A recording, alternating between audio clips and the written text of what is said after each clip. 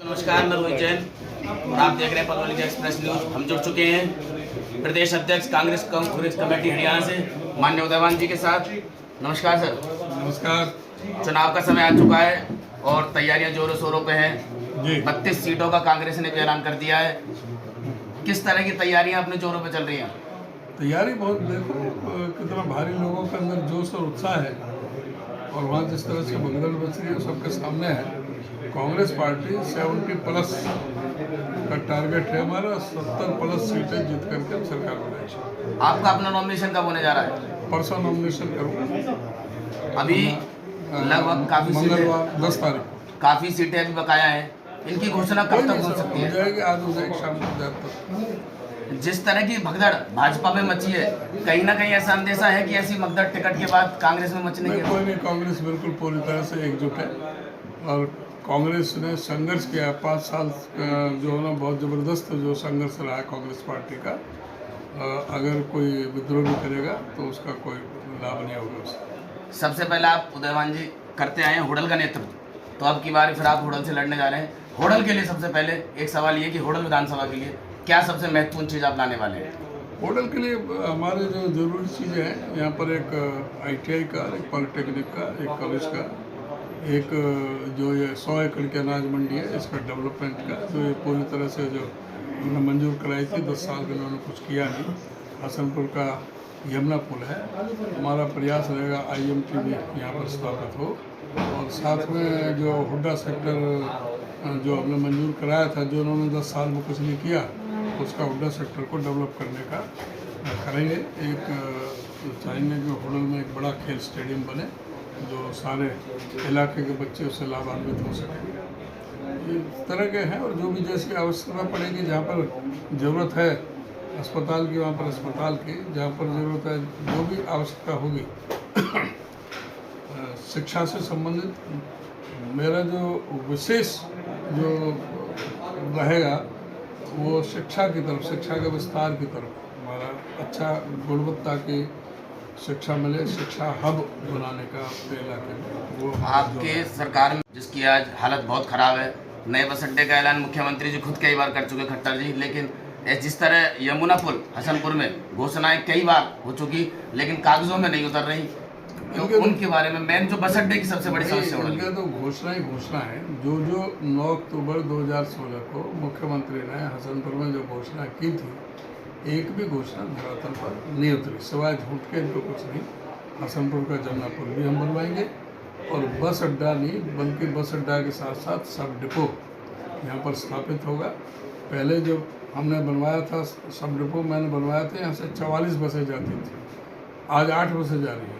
बस अड्डा नाम का रह गया है। बस अड्डा हम अंदर से बाहर लेकर के आएंगे, हाईवे पर बस अड्डा लेकर के आएंगे और आप देखोगे बहुत बढ़िया बस अड्डा सब डिपो हम यहाँ पर स्थापित कराएंगे और चारों तरफ यहाँ से बसें भेजने का काम करेंगे। बीजेपी के 5 साल के कार्यकाल को आप किस प्रकार देखते हैं? बीजेपी का जो सवाल झूठ का सौदागर के लोगों को परेशान करने के गुंडागर्दी का आज स्थिति है हरियाणा में। भाई कानून व्यवस्था की क्या हालत है आज? प्रतिदिन 4 मर्डर के एवरेज है, 5 बलात्कार की एवरेज है, 13 अपहरण की एवरेज है, 96% शेड्यूल कास्ट के प्रति अपराध बढ़े हैं इस 5 साल में। आज इनका भारतीय जनता पार्टी की केंद्र की सरकार की जो सोशल प्रोग्रेसिव इंडेक्स है, सामाजिक सुरक्षा सूचकांक में, उसमें हरियाणा को सबसे असुरक्षित प्रदेश बताया है। आप देखें कि भी कहाँ NCRB के आंकड़े देखें, आप SPI के आंकड़े देखें, आप बेरोजगारी में आज हरियाणा हिंदुस्तान के अंदर नंबर 1 पर है। यहाँ 30 से ज़्यादा बच्चे लीक हुए हैं। स्टाफ सिलेक्शन कमीशन के चेयरमैन और उनके 8 अधिकारी सस्पेंड हुए हैं।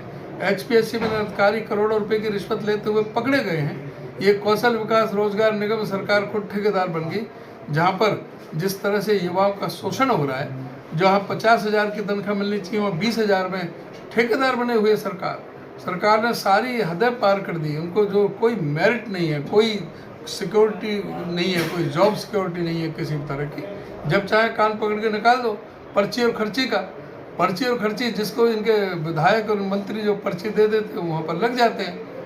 तो पूरी तरह से जो पर्ची खर्ची की बात कर रहे थे, अब ये सरकार पर्ची खर्ची की ही बन के रह गई है। और यही कारण है कि इनका कौशल विकास रोजगार निगम का एमडी को भी भ्रष्टाचार में सस्पेंड होना पड़ा। पिछले दिनों आपने कार्यकर्ता सम्मेलन करा, 45 में से 41 सरपंच आपके कार्यकर्ता सम्मेलन में शामिल थे, ऐसा आपके फेसबुक पेज से कहना था। लेकिन इसके पीछे विधायक जगदीश नारायण जी का कहना है ये फ्रॉड है, गलत बता रहे हैं। ये जगदीश नारायण क्या कहता है, वो बेचारा खुद ही अपना अभी क्या करेगा, ये तो उसका मन की पीड़ा उसी से देखे।